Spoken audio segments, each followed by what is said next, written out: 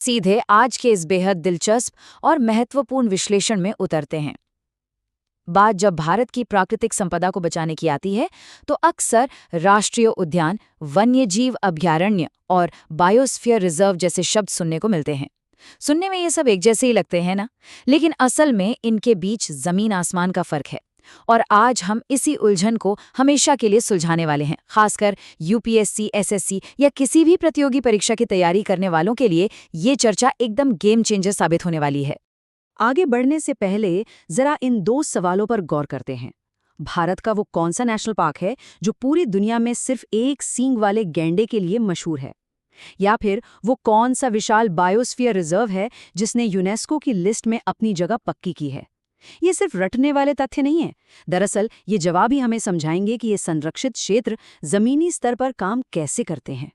इस विषय को पूरी तरह से मास्टर करने के लिए हम इस चर्चा को 5 स्पष्ट हिस्सों में बांटेंगे।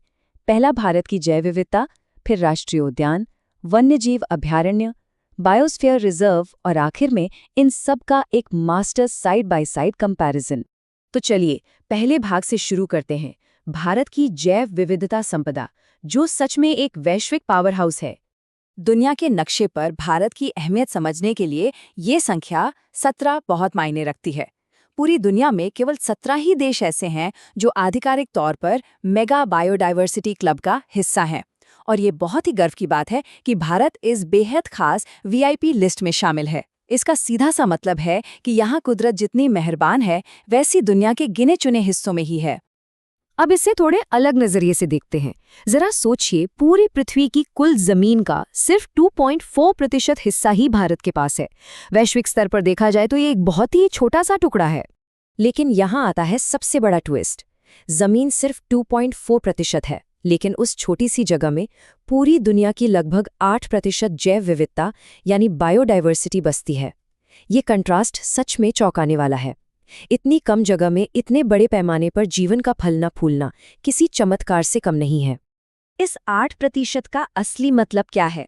इसका मतलब है हमारे जंगलों में मौजूद हजारों तरह के पेड़ पौधे, सैकड़ों प्रजातियों के स्तनधारी जीव, आसमान में उड़ने वाले हजारों रंग बिरंगे पक्षी और अनगिनत कीट, रेंगने वाले जीव और मछलियां। जीवन के इस विशाल और जटिल जाल को इंसानी लालच से बचाने के लिए ही हमें कड़े और सरकारी तौर पर संरक्षित क्षेत्रों की जरूरत पड़ती है। अब आते हैं दूसरे भाग पर, राष्ट्रीय उद्यान यानी नेशनल पार्क्स, जिसे हम प्रकृति का अभेद किला भी कह सकते हैं।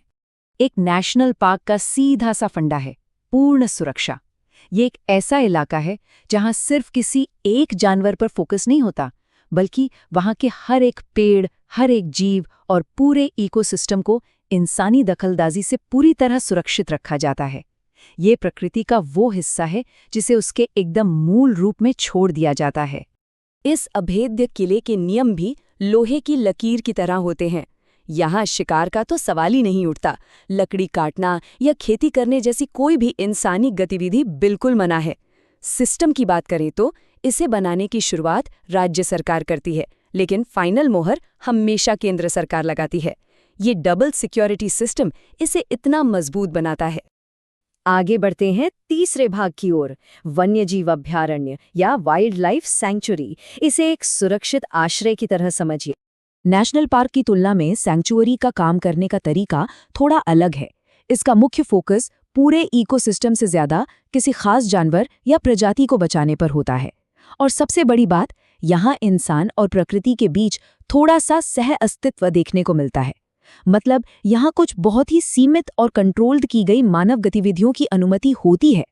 इसे आसानी से ऐसे समझ सकते हैं, नेशनल पार्क यानी एक ऐसा सख्त जोन जहां मवेशी चराने या घास काटने की भी सख्त मनाही है। दूसरी तरफ वाइल्ड लाइफ सैंक्चुरी में आसपास के लोगों को थोड़ी बहुत छूट मिलती है, जैसे वे सीमित मात्रा में जंगल का उपयोग कर सकते हैं या अपने जानवर चरा सकते हैं, बशर्ते इससे वन्यजीवों को कोई नुकसान न पहुंचे। इसलिए नेशनल पार्क हमेशा ज्यादा सुरक्षित माना जाता है। अब आते हैं चौथे भाग पर, बायोस्फीयर रिजर्व। ये संरक्षण का सबसे बड़ा और व्यापक मॉडल है। बायोस्फीयर रिजर्व कोई आम जंगल नहीं होता। ये एक बहुत बड़ा विशाल क्षेत्र होता है। ये एक बड़ी सी छतरी की तरह काम करता है, जो ना सिर्फ पेड़ पौधों और जानवरों को बचाती है, बल्कि उन जंगलों में सदियों से रह रही स्थानीय जनजातियों और उनके कल्चर को भी सुरक्षित रखती है। ये इंसान और प्रकृति को एक साथ बचाए रखने का सबसे बेहतरीन तरीका है। इतने बड़े इलाके को मैनेज कैसे किया जाता है? इसे 3 गोल घेरों या जोन्स में बांटा जाता है। सबसे अंदर का घेरा है कोर जोन, जहां परिंदा भी पर नहीं मार सकता। ये एकदम नेशनल पार्क की तरह काम करता है। इसके बाहर होता है बफर जोन, जहां रिसर्च या लिमिटेड टूरिज्म हो सकता है। और सबसे बाहर आता है ट्रांजिशन जोन, जहां इंसान रहते हैं, खेती करते हैं, लेकिन पर्यावरण के साथ पूरा तालमेल बिठाकर। और अब हमारे इस विश्लेषण का 5वां और सबसे अहम हिस्सा, अंतिम तुलना। चलिए इन तीनों को आमने सामने रखकर देखते हैं। ये मास्टर टेबल पूरी चर्चा का निचोड़ है।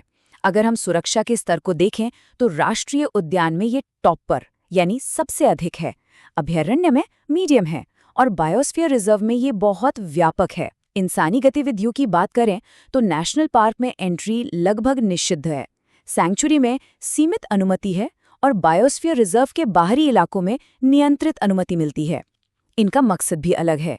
नेशनल पार्क पूरे इकोसिस्टम को बचाता है, अभयारण्य किसी खास जीव पर फोकस करता है, जबकि बायोस्फीयर रिजर्व पूरे इकोसिस्टम के साथ साथ इंसानी जीवन को भी बचाता है। और अंत में क्षेत्रफल। नेशनल पार्क छोटे या मध्यम हो सकते हैं, अभयारण्य थोड़े बड़े होते हैं, लेकिन बायोस्फीयर रिजर्व इतने विशाल होते हैं कि एक ही रिजर्व के अंदर कई नेशनल पार्क और अभयारण्य आसानी से समा सकते हैं। तो इस पूरी चर्चा से ये एकदम साफ हो जाता है कि भारत की उस जादुई 8% बायोडाइवर्सिटी को बचाने के लिए इन तीनों की कितनी सख्त ज़रूरत है। लेकिन जाते जाते सोचने वाली बात यह है, आज के दौर में जब आबादी और हमारी विकास की ज़रूरतें रॉकेट की रफ्तार से बढ़ रही हैं, तो हम इन दोनों चीज़ों में बैलेंस कैसे बनाएंगे? विकास भी चाहिए और इन सख्ती से संरक्षित जंगलों को बचाना भी उतना ही ज़रूरी है। ये एक ऐसा सवाल है जिसका जवाब हम सबको मिलकर खोजना है। इस सफ़र में साथ जुड़ने के लिए बहुत बहुत धन्यवाद।